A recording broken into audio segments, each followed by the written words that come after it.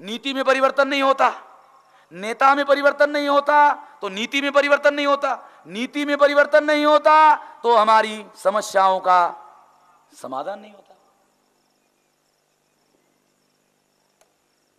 ये जो मामला हमारे लोगों का मामला है, गुलामी का जो मामला है, ये चुनाव के द्वारा जिस तरह के हालात हमारे देश में बने हैं हल नहीं हो सकता।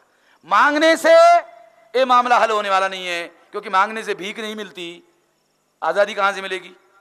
चुनाव से आजादी मिलने वाली नहीं, मांगने से आजादी मिलने वाली नहीं। अभी गठबंधन का जमाना है, गठबंधन से कॉमन मिनिमम चलेगा, मैक्सिमम कहां से आएगा? क्योंकि आजादी तो मैक्सिमम का मामला है। ये तीनों रास्ते अप्रासंगिक है, इसलिए चौथा रास्ता है जन आंदोलन। जन आंदोलन ही एकमात्र रास्ता है। अगर हम जन आंदोलन निर्माण करते हैं तो जन आंदोलन से हम खुद मुख्तियार होंगे, हम आजाद होंगे, और अगर हम आजाद हो गए तो बोनस में सत्ता मिलेगी। अगर हम आजाद हो गए तो बोनस में सत्ता मिलेगी। जब गांधी को आजादी मिली तो बोनस में सत्ता मिली। चुनाव के पहले जवाहरलाल प्रधानमंत्री बना है, पता हमारे लोगों को? चुनाव 53 को हुआ, जवाहरलाल 46 को ही प्रधानमंत्री बना, बगैर चुनाव का। कैसे बना? जन आंदोलन। जन आंदोलन से, बगैर चुनाव से प्रधानमंत्री हो गया। जन आंदोलन करना होगा। जन आंदोलन से क्या होगा? सत्ता भी बदलेगी, व्यवस्था भी बदलेगी। अगर आप लोगों को फायदा चाहते हो तो केवल सत्ता बदलने से नहीं होगा, व्यवस्था बदलने से होगा। केवल सत्ता बदलने से जनता को फायदा होने वाला नहीं है, व्यवस्था बदलने से जनता को फायदा होने वाला है। इसलिए जनादेश व्यवस्था बदलने का चाहिए, और व्यवस्था बदलने का जनादेश जन आंदोलन से मिलता है। जन आंदोलन निर्माण करना होगा। इसलिए साथियों, जन आंदोलन के लिए ये जो हमारा कार्यक्रम है, ये जो हमारा एजेंडा है, 2009 तक 26 राज्यों में 550 जिलों में 5000 तहसीलों में हमारा नेटवर्क फैल जाएगा।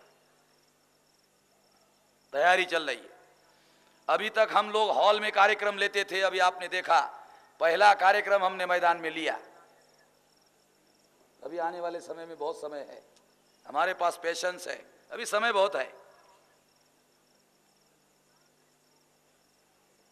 अगर हम 10 साल तैयारी करते हैं तो अगली बार जब पूना पैक्ट को 100 साल होंगे तो हम लोग ये सोचते हैं कि जब पूना पैक्ट को 100 साल होंगे तो पूना पैक्ट का धिक्कार मनाने की जरूरत ही नहीं रहेगी।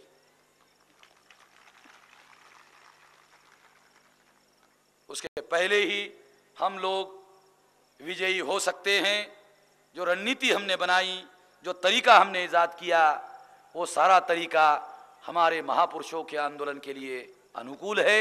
इसलिए साथियों, जन आंदोलन के लिए तैयार रहना होगा, और जन आंदोलन के लिए तैयार रहने के लिए सारे देश भर में ये जन रैलियाँ, लगभग 100 रैलियाँ बड़ी बड़ी इस तरह से की जाएगी।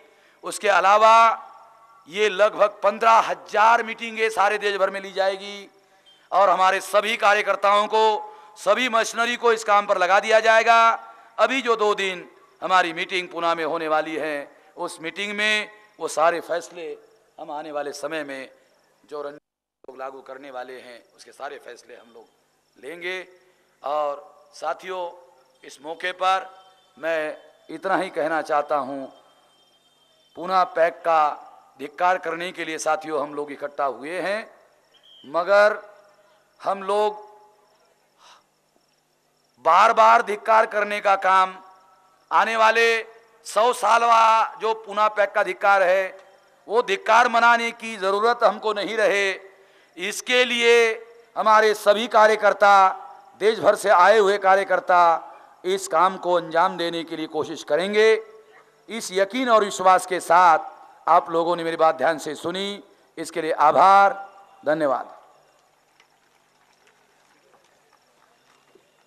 एक बात साथियों, ये बात रह गई है लंदन से डीडी अहीर का पूना पैक के धिक्कार के कार्यक्रम के लिए उनका संदेश आया।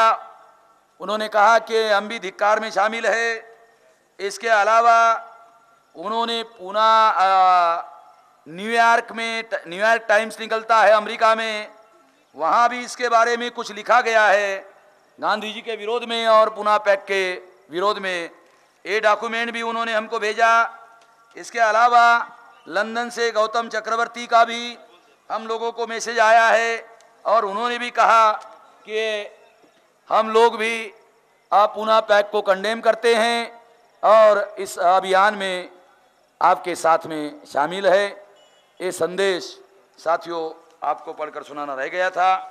मैं संदेश देने वाले जो लोग हैं उन लोगों का आभार व्यक्त करता हूं, जो अमेरिका से, लंदन से, यूके से, गल्फ कंट्री से, फ्रांस से, कई कंट्रियों से जो मैसेज आया है और वो हमारे इस आंदोलन में शामिल है। तो उन सभी लोगों का धन्यवाद ज्ञापन करते हुए मैं अपनी बात यहीं पर समाप्त करता हूं। धन्यवाद। साथियों, राष्ट्रीय मूल निवासी